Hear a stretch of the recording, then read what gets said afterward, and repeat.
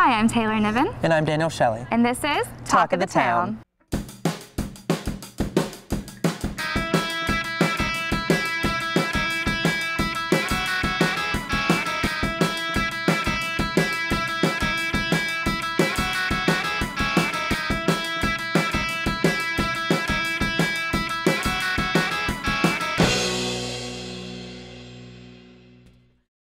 Thanks for watching this week's episode of Talk of the Town, your on-campus source for entertainment news. It seems like everywhere we went this week, we were bombarded with the Harlem Shake. So if you don't know what that is and you've been living under a rock, Michael fills you in Cox Point oh. And then in Press Pass, Brittany gives us an inside look at our very own USC Harlem Shake. After that, Ryan and Khadija talk about some video game awards, as well as the new PS4 in High Score headquarters. Check it out.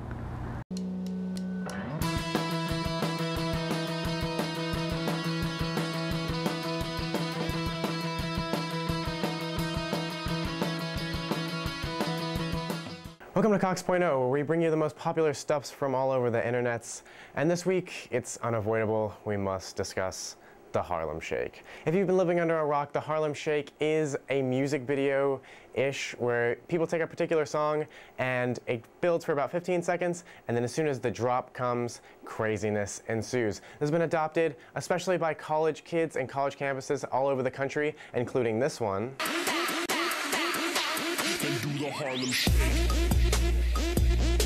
Which is really only awesome because of this guy punching a giraffe over and over again. This is probably the biggest YouTube craze of all time. It's been estimated there are over 50,000 Harlem Shake videos on the internet, and it's been adapted to all sorts of things, including this, which is probably the greatest Harlem Shake of all time.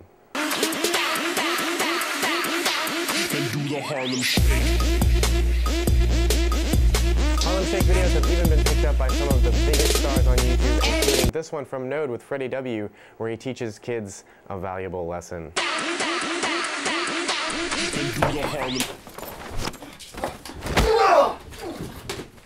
Stop! You don't do this anymore! You don't do this! Our next YouTube phenomenon is lip dub, which is any type of video where someone is lip syncing in front of a camera. This can be a couple of teenage girls with a webcam or a professionally made music video, because that's really what all music videos are, is just someone lip syncing in front of a camera. But what made this a YouTube craze is when it started being picked up by high schools and colleges who do it all in one take with a bunch of different people singing in front of the camera. When it's well synchronized, this can be a really cool video, like this one from Bloomingdale High School.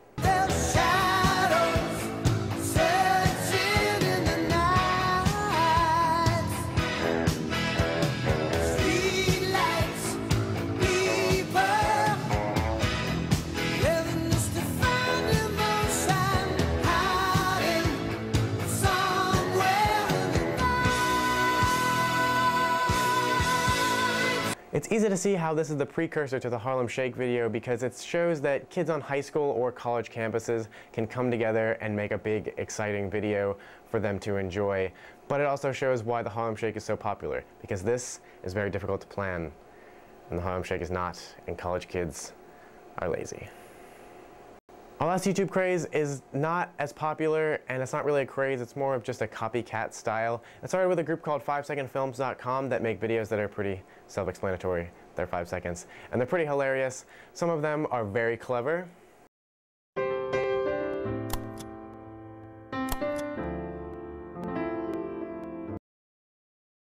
Flowers. I'd like to order some flowers for that girl at the florist's across the street.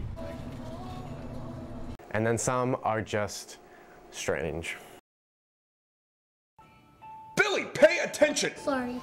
God, I mean, really? But now it is not just these guys who are making these videos. It's been picked up by a lot of other people around the internet, like some of these guys.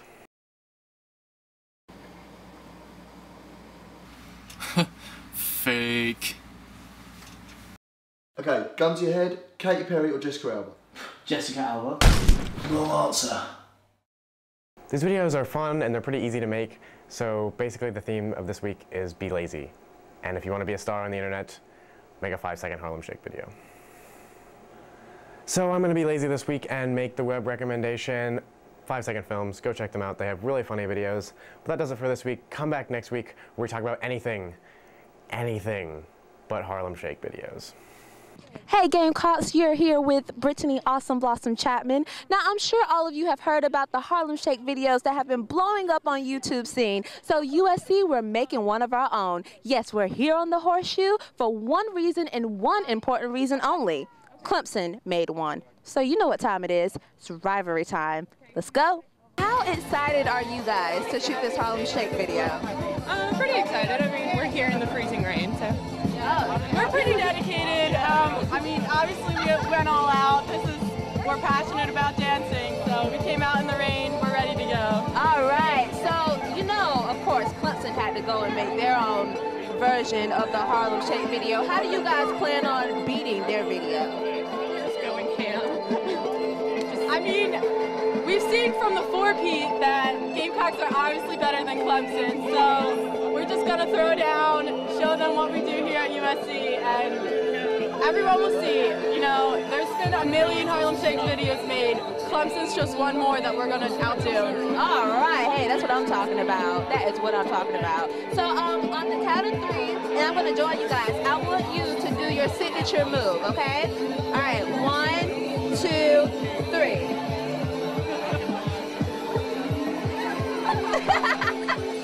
I love that. I haven't seen this dance a lot. What is that called? It's the birdie. Wow. Do it one more time. I gotta learn how to do it.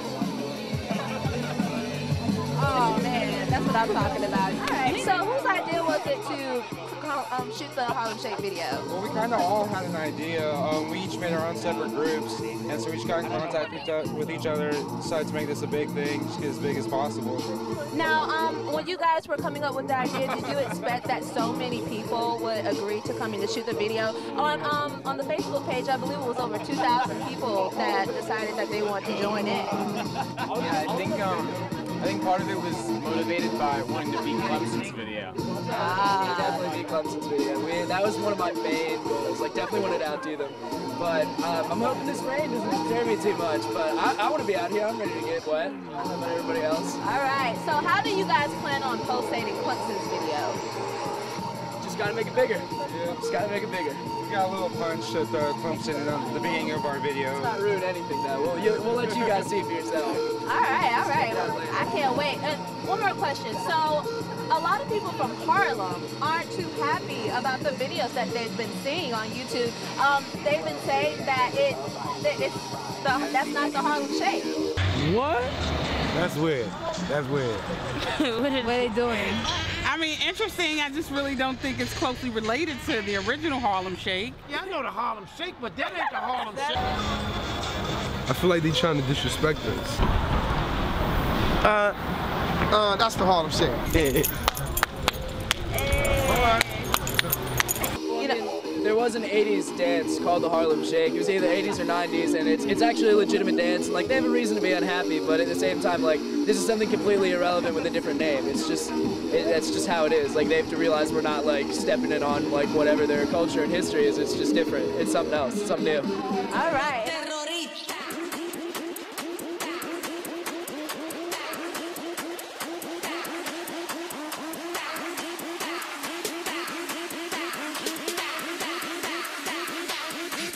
Harlem Shake.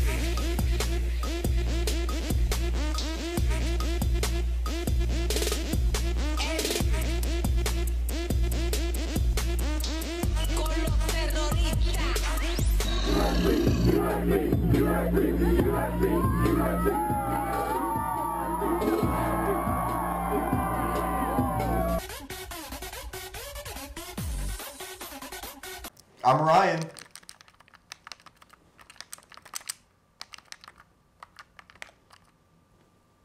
And this is the High Score headquarters.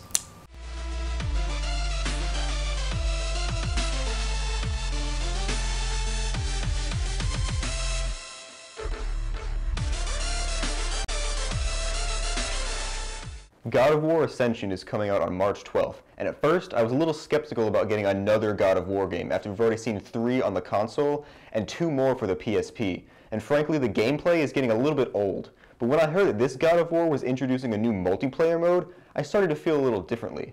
Now the story mode takes the same kind of gameplay as the previous ones, with Kratos essentially hacking his way through countless enemies to reach the end of a dungeon, but the multiplayer mode is different. Players team up online in 2 teams of 4 to take the map from the enemy players. While enemies in the actual story mode are usually fairly easy to defeat, it'll be interesting to see how strategy will play into the multiplayer mode. Alright guys, so for those of you who don't have a gaming console, me and Ryan both came up with a list of websites, online games, and mobile apps that you can use to still have a good time. The first one is Obama World, which is a political take on Super Mario World. President Barack Obama is traveling the roads of Alaska, fighting off pigs, and veering away from Sarah Palin's snowmobile. So for gaming on the go, I came up with a few apps that I think you all will enjoy, and they're both available for Android and iPhone. The first is Sector Strike, which is a futuristic shoot-'em-up game that is very similar to the classic Galaga. And the one that I personally enjoy the most is Fruit Ninja, which allows you with one swiping motion to slash away fruit, but just avoid the bombs. And if you're looking to go really old school, you can download the original Tetris. So 2 online gaming sites that I think you guys would like to try are Nintendo 8 and NES Cafe. These 2 websites allow you to go and choose from hundreds of original Nintendo video games to play online on your computer for free. So the BAFTA Video Game Awards are coming up, and we've decided to choose the biggest categories to predict which games would win. First up is action, and the nominees for this category are Hitman Absolution, Borderlands 2, Black Ops 2, Mass Effect 3, Far Cry 3, and Halo 4. And personally, I think that Black Ops 2 is going to win, because we love Black Ops. So next up are the nominees for Best Multiplayer, and these are Assassin's Creed 3, Borderlands 2, Black Ops 2, Journey, Need for Speed, and Halo 4. And obviously, the winner of this category is Black Ops 2. And the last and final category is for Best Game, and the nominees are Far Cry 3, FIFA 13, Journey, Mass Effect 3, Dishonored, and The Walking Dead game. But where's Black Ops? Where's Black Ops? Alright players, big news. On February 20th, Sony did the official showcase of their next console, the PlayStation 4. They did this big unveiling, bringing programmers and game publishers on stage to talk about special features and some new games, and they went on about advanced graphic engines and new hard drives and all of that stuff. But I'm going to give you the condensed version. Basically, the PS4 doesn't have anything that sets it apart from the PS3. They mentioned a heavy emphasis on social networking, how the new PlayStation Network accounts are going to have profiles, and you can broadcast yourself playing a game over the network to let your friends view your gameplay. While this is interesting, it's not really worth getting excited for. It just means that instead of Facebook stalking, now we get to have PlayStation Network stalking. Also, the PS Vita, you know, that crappy handheld system Sony put out earlier this year, it can be used as another controller. Wait a minute. A controller with a screen on it? Where have I seen that before? Really, Sony? Seriously though, if there was one good thing about this unveiling, it was the new games that they showed. One in particular I'm excited for, the new Infamous. Sadly, the PS4 is looking like nothing more than a really fancy PS3. Alright gamers, it's all the time. Coming up, we have Man on the Street, Fashion Reveal, Campus Spotlight, and music.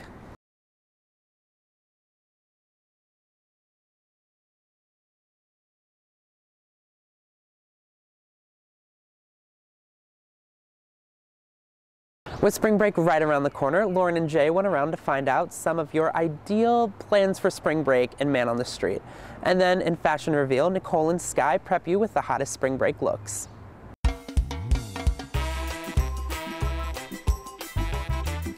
What's up, USC? You're here with Man on the Street. I'm Jay Lubke. And I'm Lauren Hoare. And today we're out on the Horseshoe asking students where is the last place that they would want to go to spend their spring break and why. Let's check it out.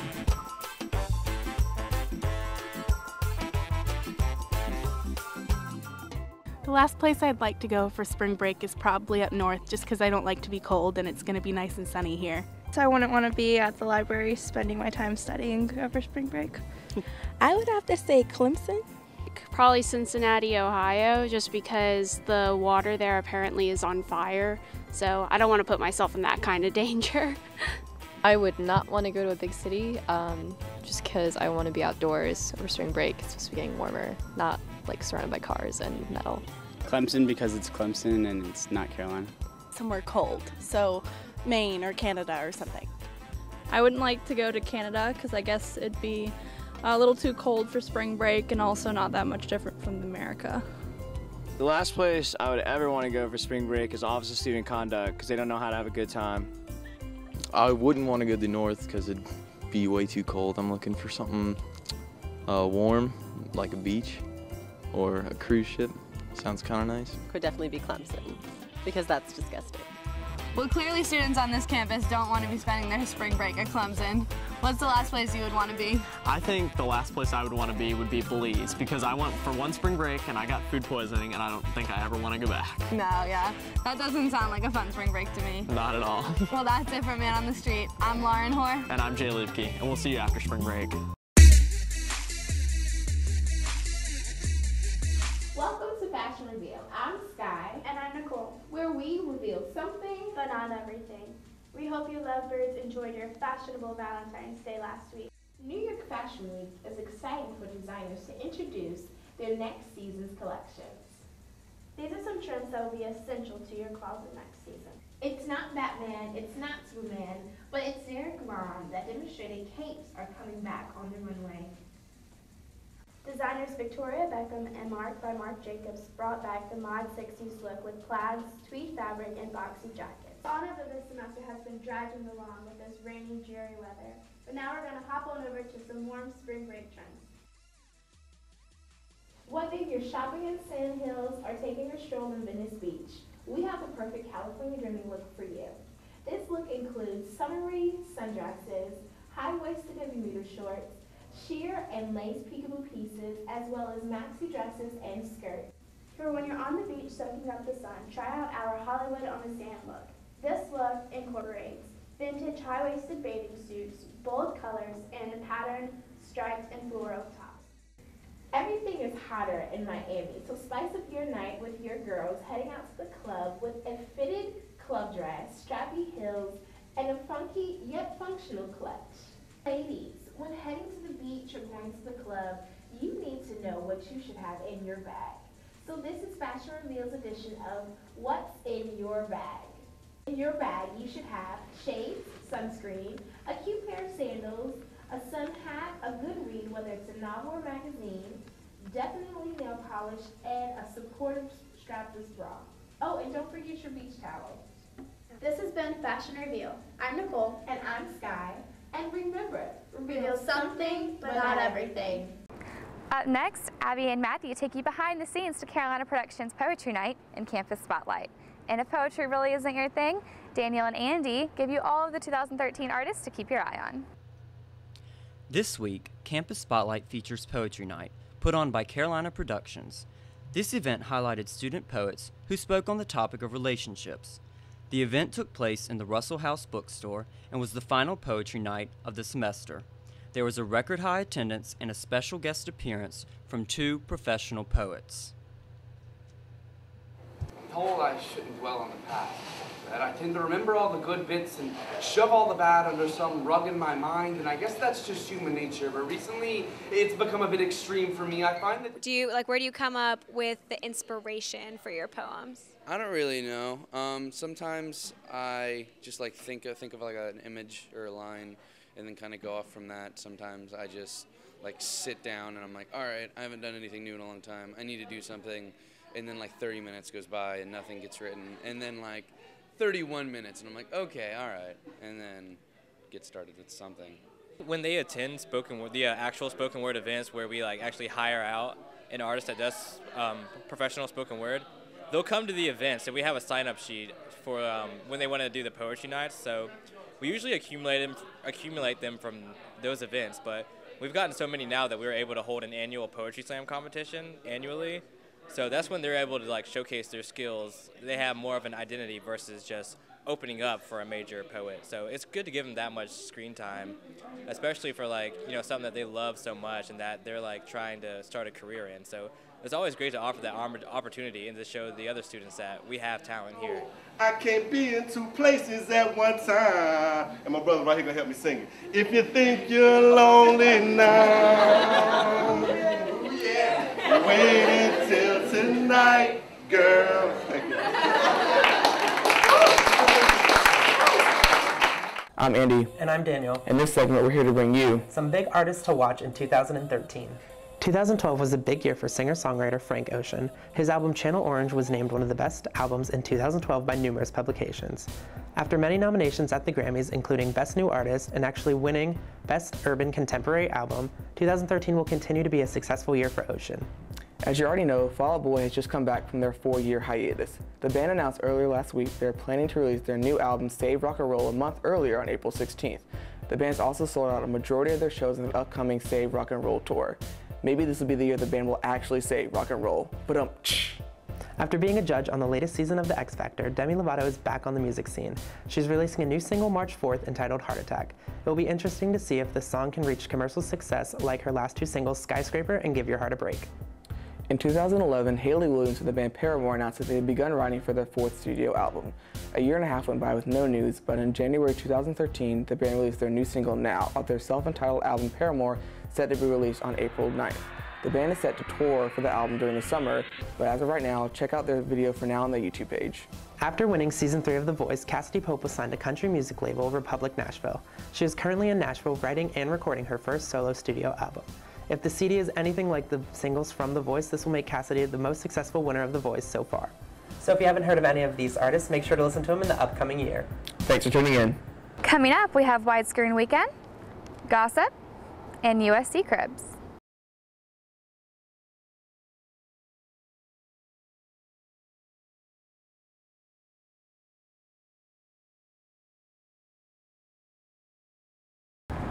Welcome back to Talk of the Town. If you happen to miss the Oscars this weekend, don't worry, because Michael and Sarah have you covered in Widescreen Weekend, where they discuss details and their opinions on the award show.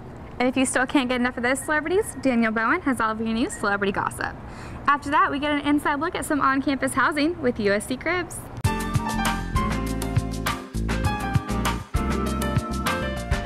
Welcome to Widescreen Weekend. As most of you know, the Academy Awards were this past Sunday night. So we're going to take you through the major categories and tell you who the winners are and get some of our reactions to them.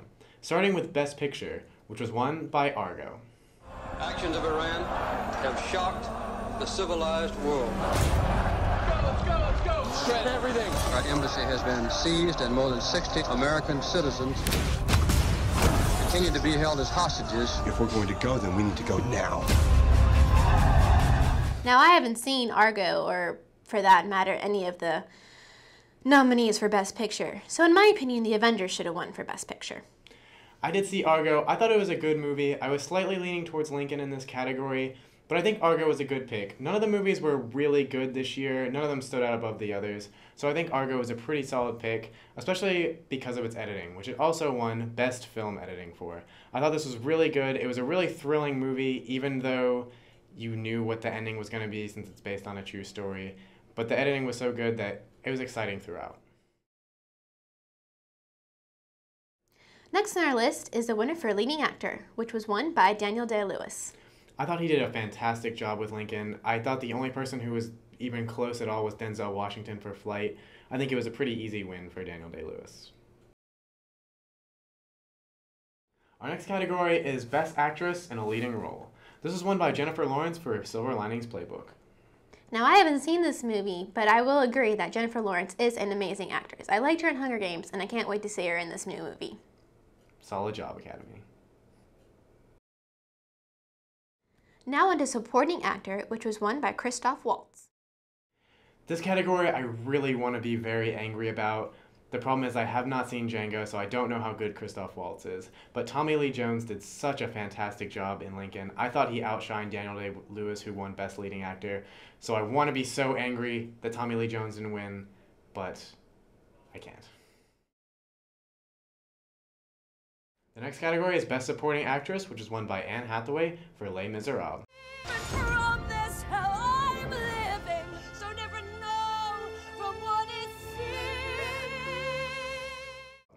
Now, I actually have seen this movie. Finally. Unfortunately. Of course, it's 3 hours of my life I'll never get back. But I will agree that she did deserve this award. I mean, she cut her hair off, like her real hair. The only problem I have with this is she was only in the movie for like 20-30 minutes out of a 3-hour movie. But she did do a really good job in that, so I guess it's deserving of the Supporting Actress win.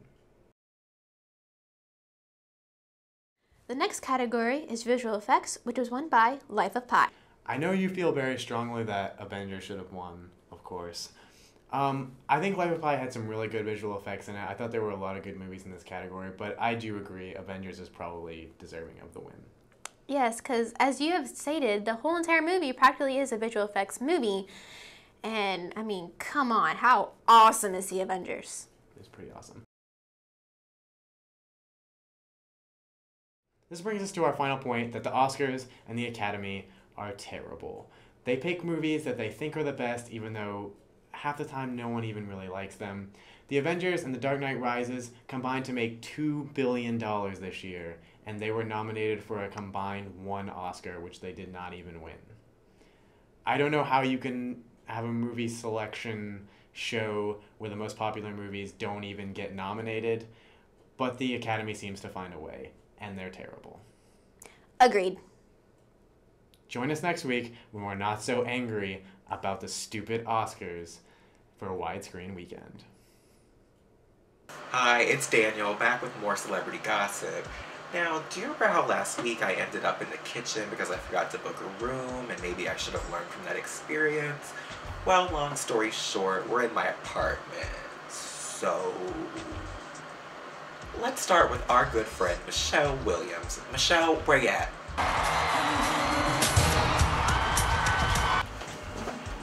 Nailed it.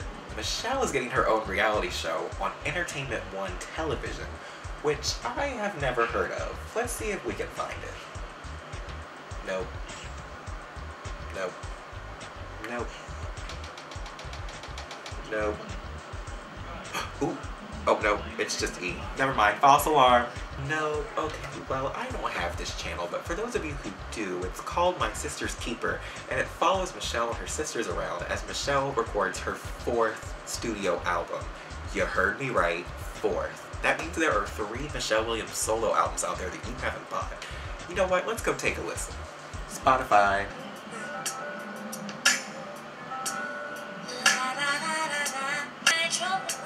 Oh. Well, that's enough of that. In other reality show news, Kim Kardashian might quit Keeping Up with the Kardashians after its upcoming 10th season, which is understandable because we all know how busy she is. In 10 seasons? How have there been 10 seasons in like 3 years? That's ridiculous. And speaking of ridiculous, Kesha is getting her own reality show on MTV, which apparently at one point shows her drinking her own pee, so it sounds like exactly what I would imagine. Well, that wraps up your reality TV edition of Celebrity Gossip. This went very smoothly. Bye.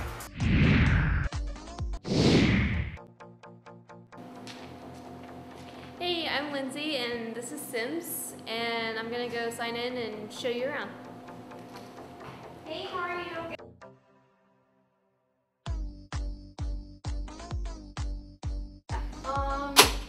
This is the laundry room. This is the canteen area. It's kind of like a hangout spot. And then this is my puzzle piece that I did at the beginning of the year. And this is the brag board. If you make a good grade, you get a treat from our RN. This is my room. It's kind of a mess, but I mean, let's be real. His room's perfectly clean. I used to have a roommate, but I don't anymore. She moved to Capstone. I've got my clothes and shoes, some laundry stuff in this one. Got like my vacuum room and some other Lysol stuff. This is the bathroom. Well, it's kind of dirty, but we cleaned it recently.